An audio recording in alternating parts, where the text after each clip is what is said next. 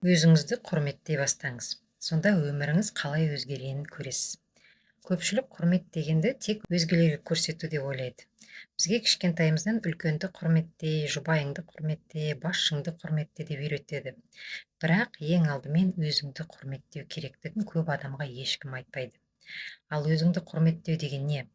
Бұл өзіңе адал болу, өзіңді сатып кетпеу, сені бағаламайтын, құрметтемейтін жерде қалмау. Айтқың келгенде үндемей қалмау, өзіңе жайсыз нәрсеге төзе бермеу, өзіңді кішірейтпеу, жасырмау, ұялмау. Жарқырап көргің келсе, өзіңді көрсетуге рұқсат беру.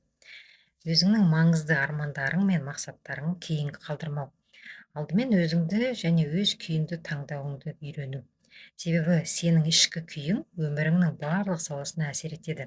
Отбасыңа, жұмысына, табысыңа және жетістіктеріңе. Бүгін бір ғана қарапайым әрекет жасасаңыз, ол өзіңізге деген құрметтің белгісі болады.